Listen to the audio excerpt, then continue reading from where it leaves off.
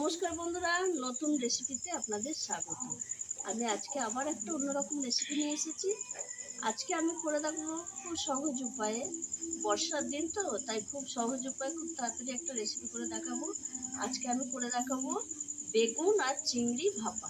তাই বেগুন আর চিংড়ি ভাপার জন্য আমি কিভাবে করি সেটা দেখুন, আর কি কি নিয়েছি সেটা দেখুন। এইখানে নিয়ে নিয়েছি আমি দুটো বড় বড় বেগুন আছে, চিংড়ি মাছটা বেছেই রেখেছি, আর এখানে আছে টক দই, নুন, হলুদ গুঁড়ো, লঙ্কা গুঁড়ো, চিনি, পোস্ত বাটা, সর্ষে বাটা, সর্ষের তেল, আর টমেটো, কাঁচা লঙ্কা। এই যে টমেটো কাঁচা লঙ্কা জলে ধুয়ে নিচ্ছি আগে। আর এখানে আমি কড়াইয়ে জল বসিয়ে দিয়েছি ভাপাটা করার জন্য, কারণ বৃষ্টির দিন তো, ঝাঁকে ঝাঁকে বৃষ্টি আসছে, ওই জন্য তাড়াহুড়ো করছি আমি এবার বেগুন দুটো কেটে নিচ্ছি। বেগুন টমেটো কেটে নেব। এই দেখুন একদম ফুল কচি। আমি এইভাবে বেগুনটা কাটবো, দিয়ে জলে দিয়ে দিচ্ছি। এইটাও এইভাবে কাটবো।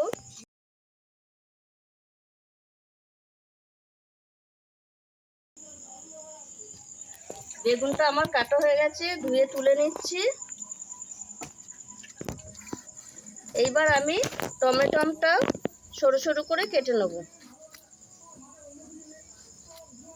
একটু সরু করে দেব, তাহলে ভাপাটা খেতে ভালো লাগবে। এইবার আমি বেগুনে দিয়ে দেব নুন পরিমাণ মতো, দিয়ে দেব হলুদ গুঁড়ো পরিমাণ মতো,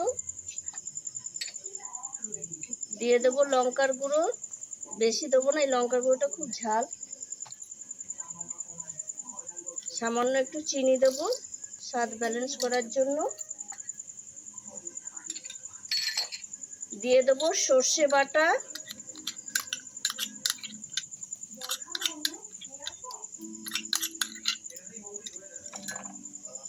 আর দিয়ে দেব পোস্ত বাটা,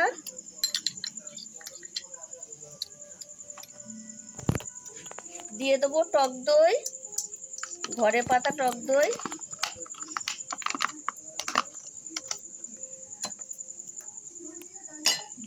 আর দিয়ে দেব সর্ষের তেল,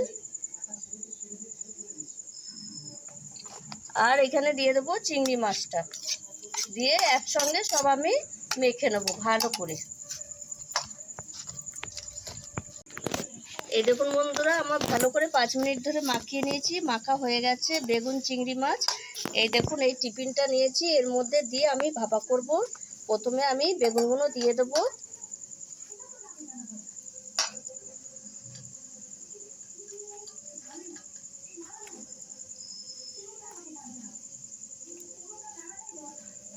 এইবার এই দেখুন চিংড়ি মাছগুলো দেবো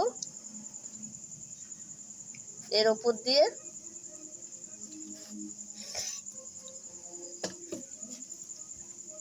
এইবার আমি দিয়ে দেবো এই টমেটোগুলো,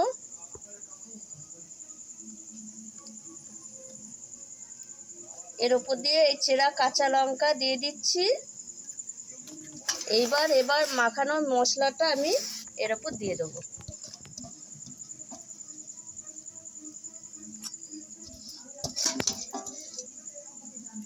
বাটিটা ধুয়ে সামান্য একটু জল দেব।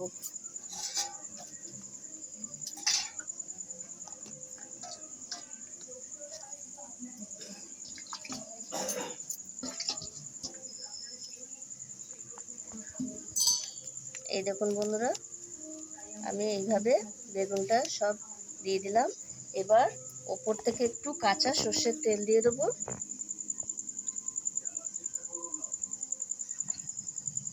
এইবার আমি টিফিনের ঢাকাটা লাগিয়ে দেব ভালো করে, একটু বেশি। এইবার আমি এই গরম জলটা, কড়াইয়ে যে গরম জলটা করতে দিয়েছিলাম, তার মধ্যে একটা স্ট্যান্ড বসিয়ে দেবো। দিয়ে আমি এই যে টিফিনটা এরকম বসিয়ে দেবো। এইবার আমি এই বাটিটা উপর দিয়ে এরকম ঢাকা দিয়ে দেবো। এটা ৮ ঘন্টার মতো আমি ঢাকা দিয়ে রাখবো, আর মিডিয়াম আঁচ দেবো, তাহলে ভাপাটা ভালো হবে। ৮ ঘন্টা পরে এসে আমি খুলে দেখবো। বন্ধুরা, ৮ ঘন্টার বেশি হয়ে গেছে, প্রায় 1.5 ঘন্টার মতো হয়েছে। এবার আমি ঢাকাটা খুলে দেখে নেব ভাপাটা হয়েছে নাকি।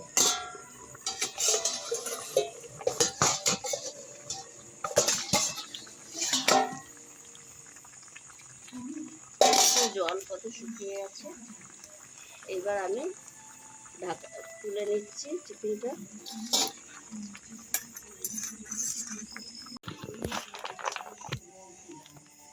এই দেখুন বন্ধুরা, এবার নামিয়ে নিলাম। একটু ঠান্ডা হোক খানিক্ষণ, তারপর আমি খুলে দেখ।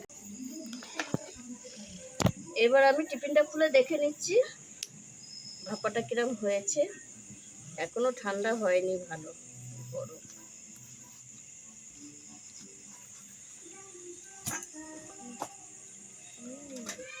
বাহ, দারুণ হয়েছে দেখুন একদম। এই দেখুন বেগুন টেগুন সব সেদ্ধ হয়ে গেছে। এবার আমি ঢেলে দেখাচ্ছি।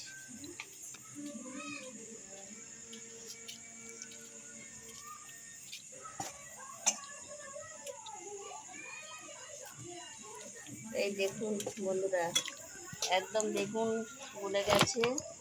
এই দেখুন গলে গেছে সব। এই দেখুন টমেটো সেদ্ধ হয়ে গেছে। এই দেখুন চিংড়ি মাছগুলো সব সেদ্ধ হয়ে গুটিয়ে গেছে। যদিও খুব বড় ছিল না চিংড়ি। এই দেখুন চিংড়ি মাছও সব সেদ্ধ হয়ে গেছে। দেখুন কত সুন্দর হয়েছে।